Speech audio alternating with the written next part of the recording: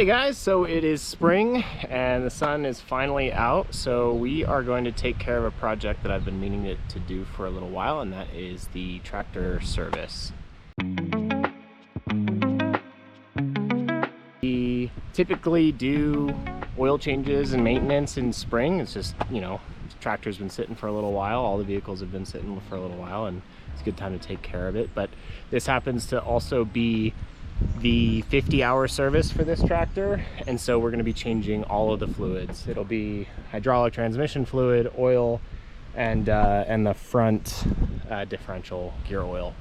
We've got all the parts here that we're going to need. I'll put all the part numbers and all that jazz in the description. I don't think this is really going to be a how-to, but I'm going to film the whole process, and you know, you can follow along or use it for tips and tricks if you want. I'll probably struggle with it more than you would, so maybe that's a bad idea, but we're gonna start off with the engine oil today. This one's pretty straightforward. Let's get started.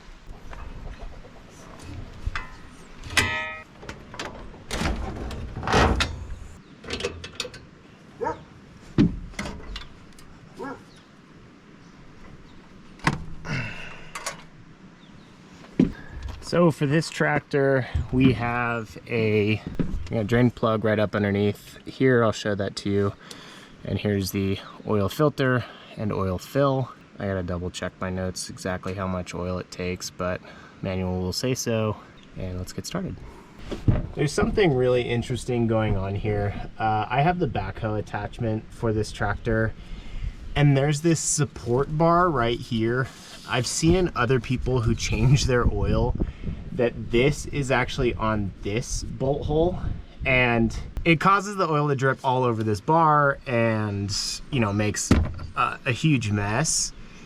So I was looking at this, I was like, oh, that's really nice. However, I struggle to get my backhoe attachment on here because the gap between this bar, which is where the backhoe sort of grabs on, this gap right here is so small that it has to be like within a millimeter for me to swing up the gates.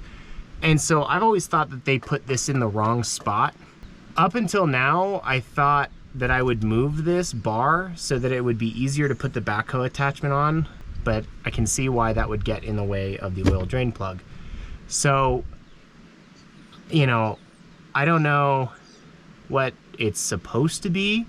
I know that getting the backhoe on is a pain in the butt, and I know that draining the oil onto it will be a pain in the butt. So, I don't know, pick your poison. I think I will end up moving this probably today while I'm doing all this work. So, anywho, this is a 17mm drain plug, so we'll just start the drain process.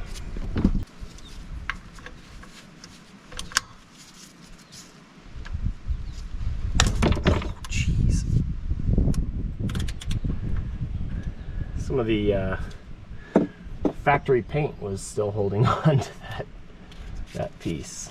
So it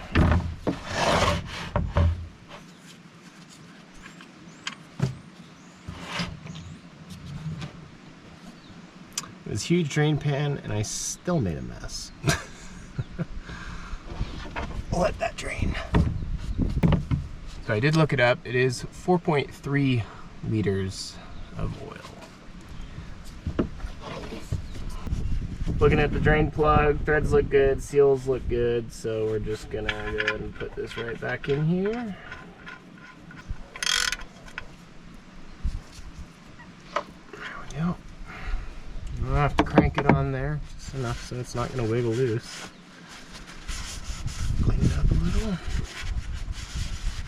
Then we'll switch over to the filter. Alright, we'll just prep the new filter real quick.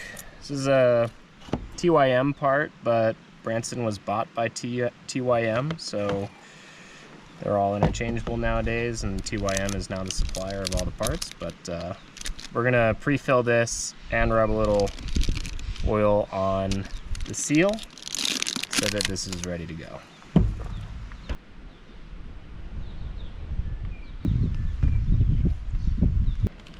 That's ready to go.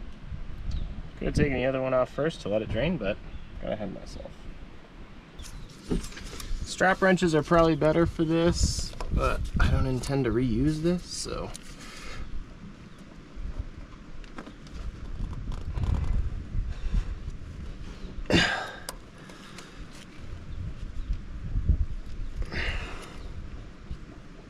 Alright. So this is where it's gonna get a little messy. This oil's gonna drop straight onto the frame.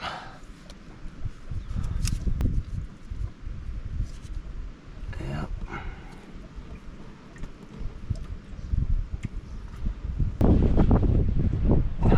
And of course the wind picks up, so it blows the oil everywhere. Nice.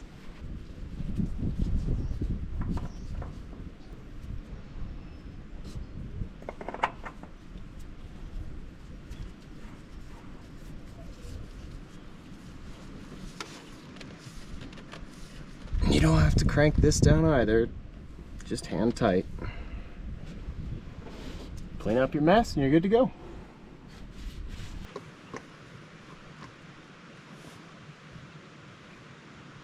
If you guys can get a longer funnel, that'd probably be ideal. All right, we put just about enough in there, so we're gonna check it and see. It's just below the fill line. It's still a little dark, but it's all right. Right at the full line. So we'll leave it there. Start it up, run it for a minute or two, check it again, and that's it for the oil. We'll just check for some leaks.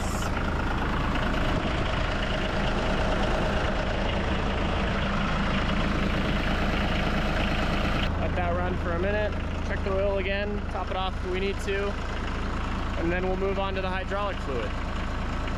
Okay guys, so the only tricky bit about the hydraulic fluid is that you're draining almost 10 gallons. I think it's like 9, maybe a little over, a little under 9. I gotta double check, but you can't quite get a 5-gallon bucket underneath the tractor unless you are raising it up. So, I got some smaller 2-gallon buckets, and I will just be swapping these out, dumping it into a bigger 5-gallon bucket to store it, and then going on from there. If we leave the cap closed, it'll drain out a little bit slower, but you are probably going to make a little bit of a mess here, so just be aware of that and be ready to do a little bit of a fire drill, moving these buckets around. So.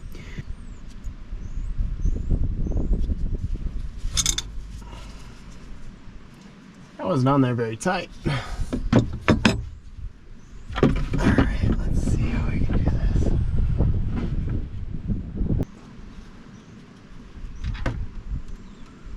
Oh my.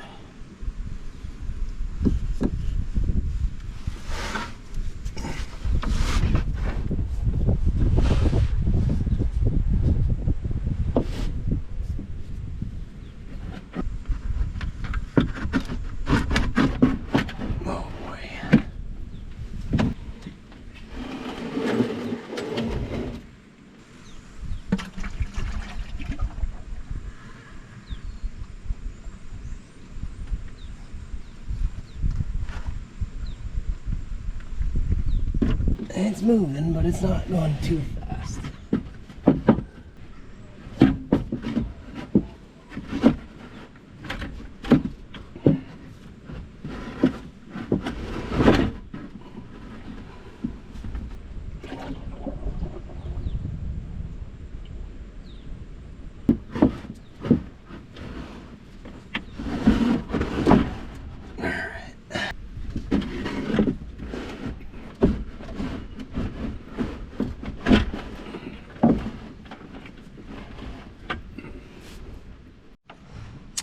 All right, so your plug has a magnet at the end of it. You'll probably see a little bit of fuzz, especially if this is your first change. Just clean it off, keep an eye on it. I actually had a little bit more fuzz than I wanted to see. So, I'll reach out to TYM and see what's common for the first service. I didn't film it before I cleaned it off like an idiot. I did take a photo of it, so maybe I'll show that right now, and you can see what it looks like, compare it to yours. But we've drained it all out. It looks like I probably got about 7.5 gallons out, which is a lot lower than the rated capacity. There's still going to be fluid in all of the cylinders, you know, all the piping, so you're probably not going to get all, you know, 9 gallons out. But for reference, you know, I drained out about 7.5, so keep that in mind.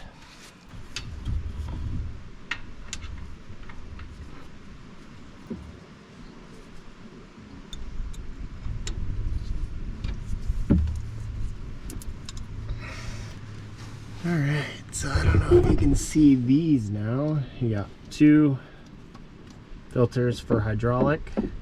I can even see there's a little bit of a leak right here on this hose. So should probably be able to just tighten this up and have that stop. But now is always a good time. Check all the bolts around underneath the carriage and see if you see anything like this. This should be a simple fix. Tighten this up and move on.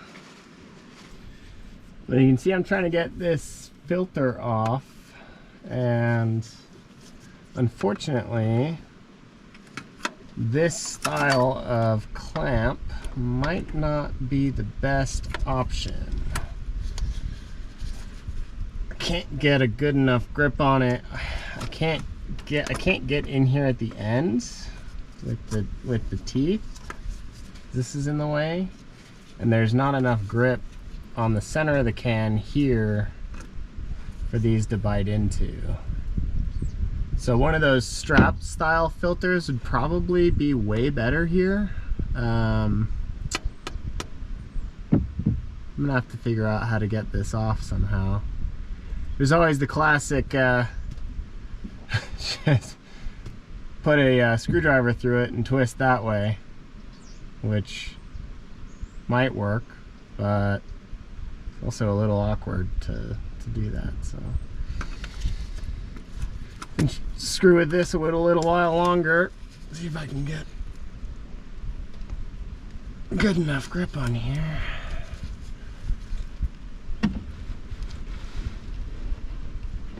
There we go. Oh, it started going, and now it stopped.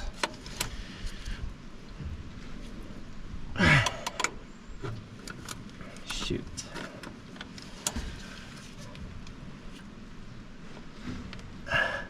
Oh, it's moving.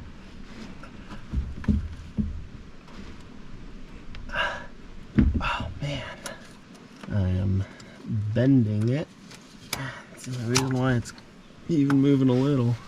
There we go. Well, now it's oblong.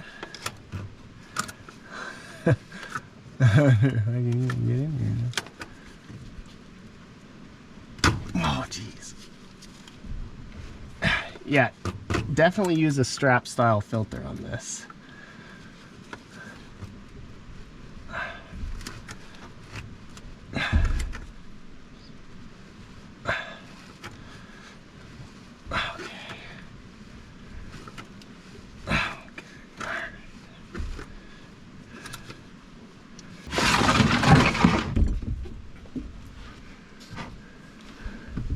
Nope, not yet. It's on here pretty good. There we go.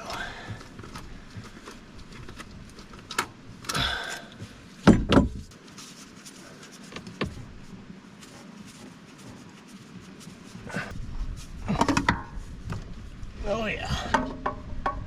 There's still a lot in there. I would say definitely use one of the strap style filter wrenches on this one specifically.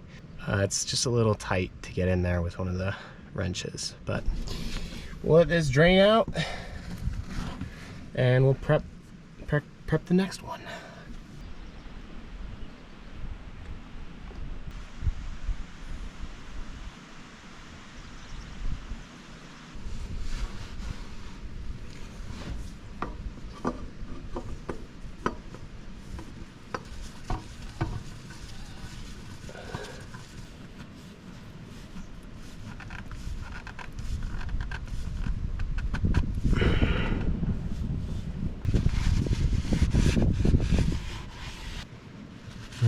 that one's done, move on to this front one.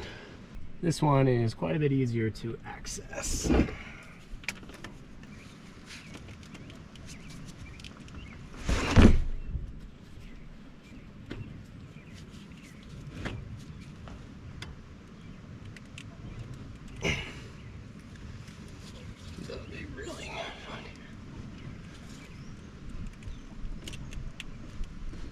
Oh man.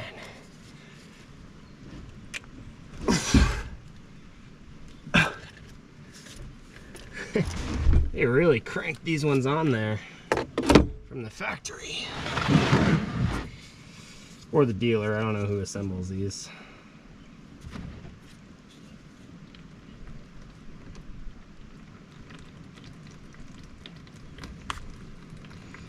A cool little corkscrew.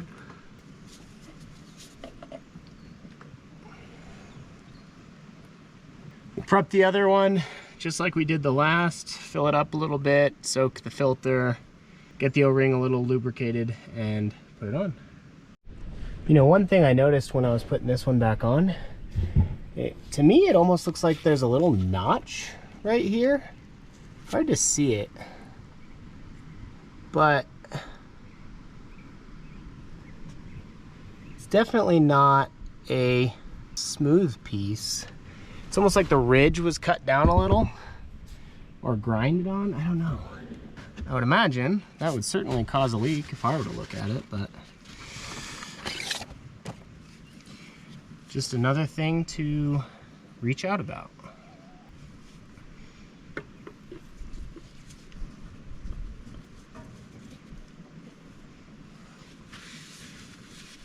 A larger extendable funnel would also help.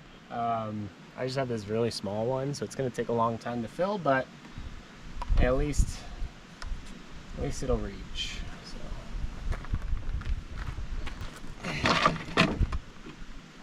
Fill it though?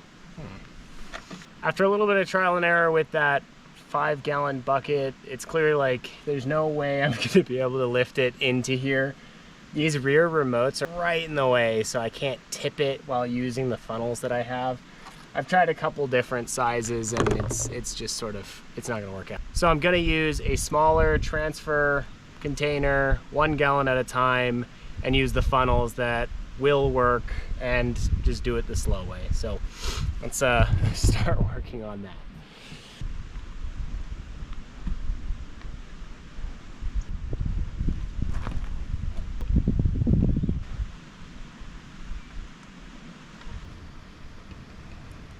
I know I pulled at least 7 gallons out of this, so I'll have to do this 7 times.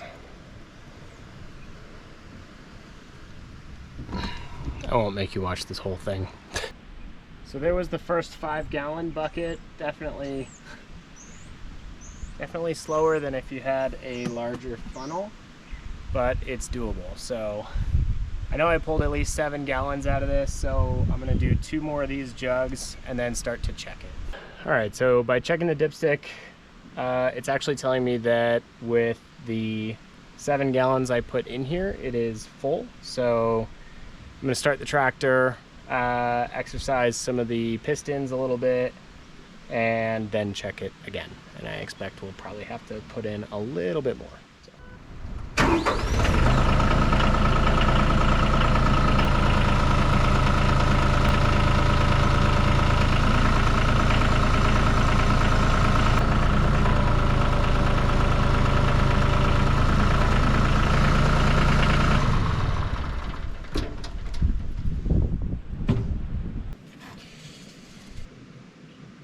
Nope, it's a good sign. There's a drop on here, but we will clean it off.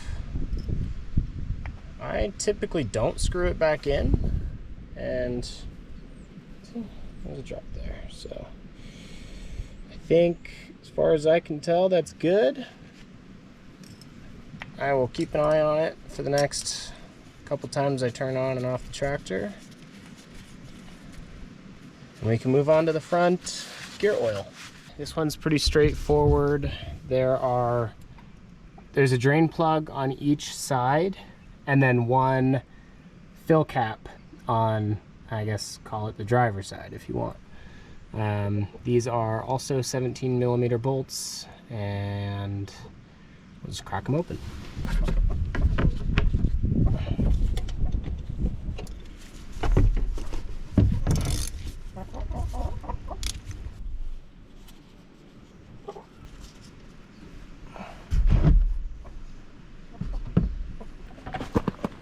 This one open, this one.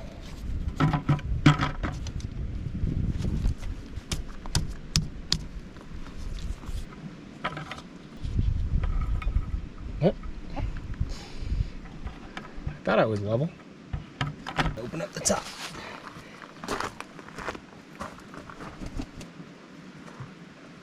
Okay. That one was like that one was like hand tight. That was kind of weird. So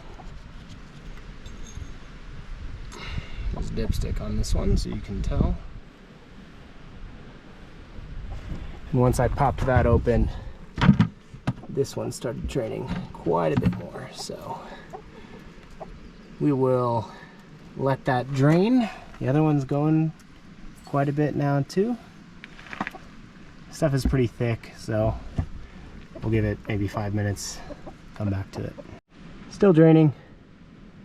Chickens came to see what's going on. Still draining. All right, so that one's still just barely dribbling. It's been like 15, almost 20 minutes. This one's done.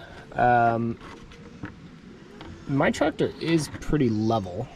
I'm just thinking that maybe with the ways I've got the wheels turned, everything in here is going that way. So I'm going to seal this one back up and go work on that one. About 99% of the way there, so we're just gonna finish this up here.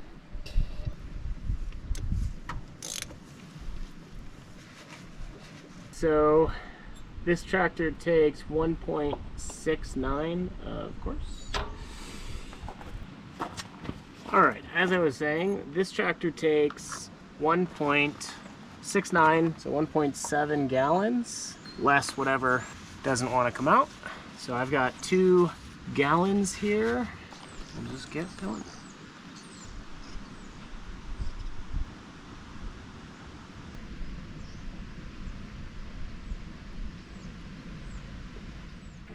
All right, well, with the front gear oil change, that takes care of all of the fluids for the 50-hour service.